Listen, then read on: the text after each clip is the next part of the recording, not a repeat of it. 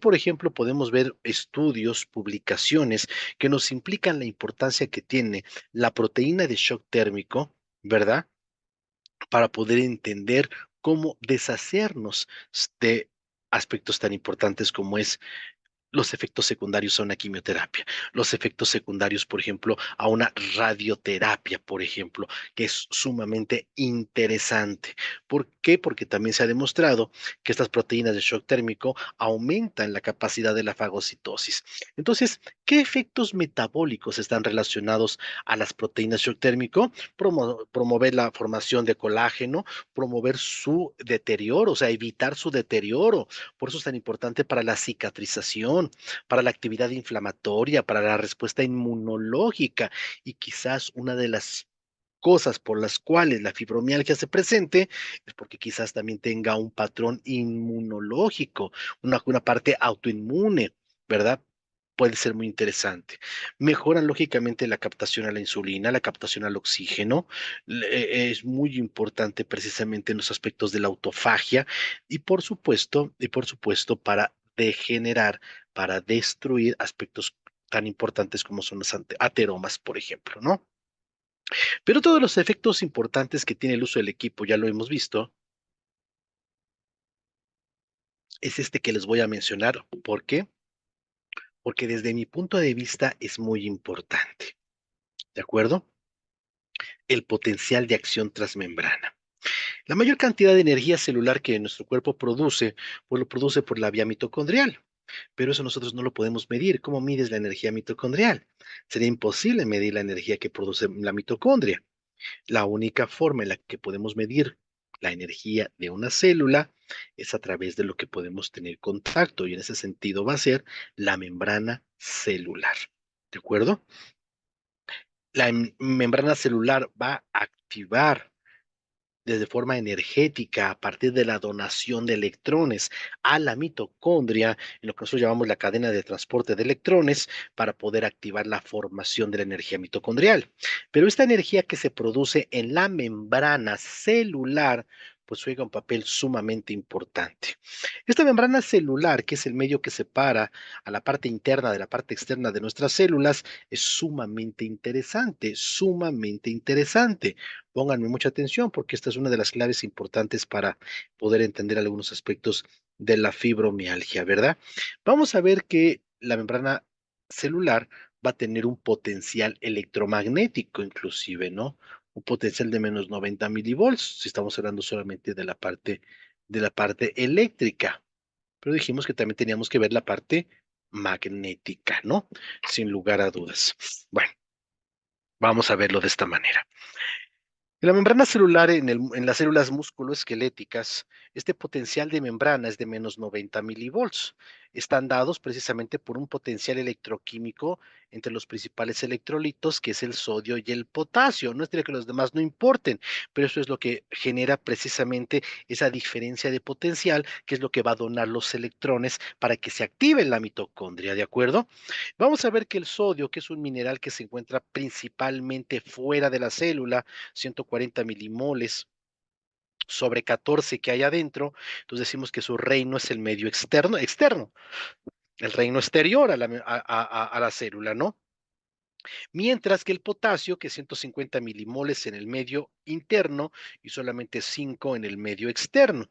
Si yo divido 150 entre 5, me va a dar 30. Eso se llama gradiente, esa es la fuerza, ¿no? La capacidad de poder donar esos electrones.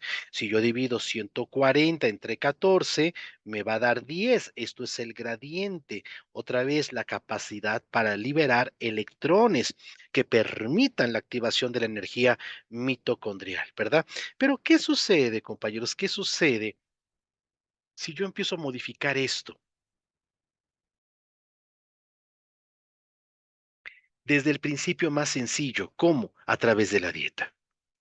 ¿Qué pasa si yo aumento la cantidad de sodio en la dieta o aumento la cantidad de calcio? Porque también tenemos la otra bomba, ¿verdad? La calcio-magnesio.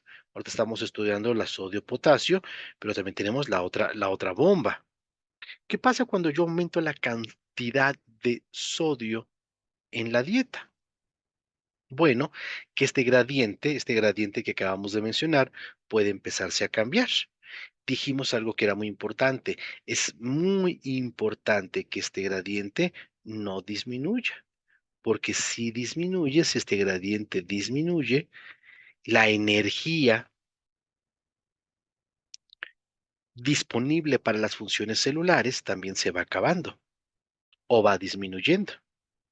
Entonces, ¿qué pasa cuando yo aumento la cantidad de sodio a través de la dieta?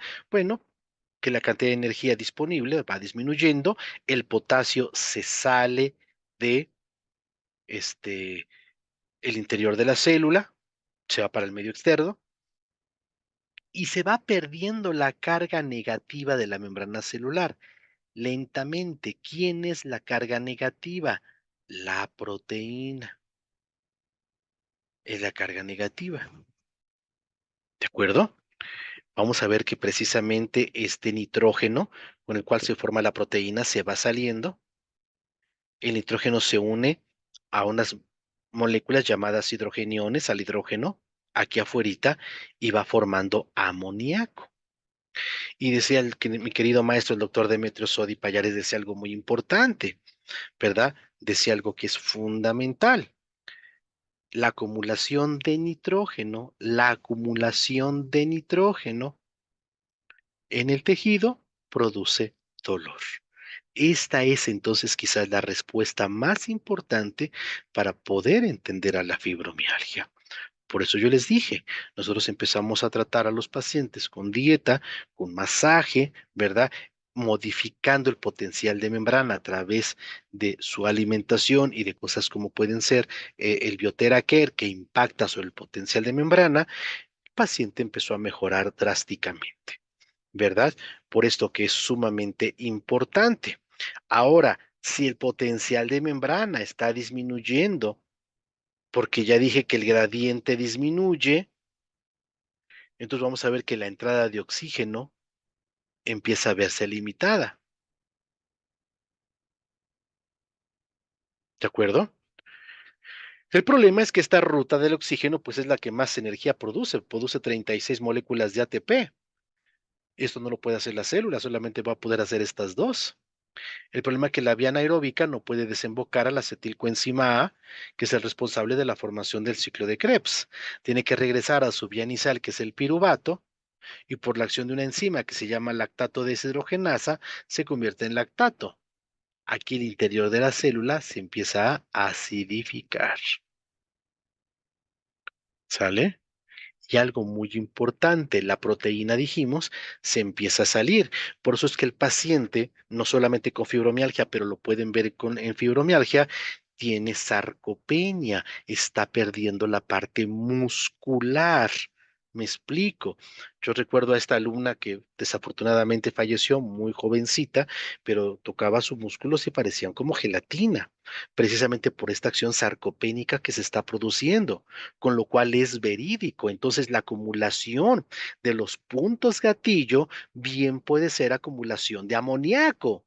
Por eso cuando nosotros dentro del plan de tratamiento le dábamos arginina, bueno, sí, arginina también, pero metionina al paciente, que es el aminoácido que más transporta el nitrógeno, ¿verdad? Y recogíamos nitrógeno, podíamos ver grandes cantidades de urea, ¿verdad? Y de nitrógeno libre en la orina, ¿me explico? En su sangre, ¿de acuerdo? Cuando le hacíamos pruebas, le dábamos masaje, ¿verdad? Masaje linfático, le podíamos poner precisamente campos electromagnéticos, en este caso puede ser el terahertz, y el paciente mejoraba de manera drástica. Claro, había que cambiarle la dieta de fondo. ¿Y qué es cambiarle la dieta de fondo? Pues no puede comer sal, no puede comer sal. Era muy interesante, fue muy interesante para mí también revisar que muchos de los pacientes que estaban cursando por la fibromialgia eran grandes comedores de sal, comían mucha sal. ¿De acuerdo? Eso fue una característica muy interesante. Inclusive, la presidenta de otra fundación, que fue la que me invitó, ¿verdad? Mujeres Unidas por la Fibromialgia, yo le decía, Sonia, estás comiendo demasiada sal, le estás poniendo demasiada sal a tu comida, y esa es su forma convencional. Entonces, vamos a ver que a lo mejor sí podemos tener una explicación más interesante. Y lo interesante es que precisamente la frecuencia de los terahertz puede impactar mejorando el potencial de membrana, ¿verdad? ¿Por qué? Porque al mejorar el potencial de membrana, al mejorar estas cargas eléctricas, el oxígeno se acumula más a través de membrana y puede pasar de una manera mucho más fácil al medio interno. ¿Verdad? Y al haber mucho más oxígeno, pues acaba la hipoxia, va a haber más formación de energía, más síntesis de proteína, ¿de acuerdo? Esa es una de las cosas muy interesantes que el equipo puede apoyarnos en un tratamiento integrativo.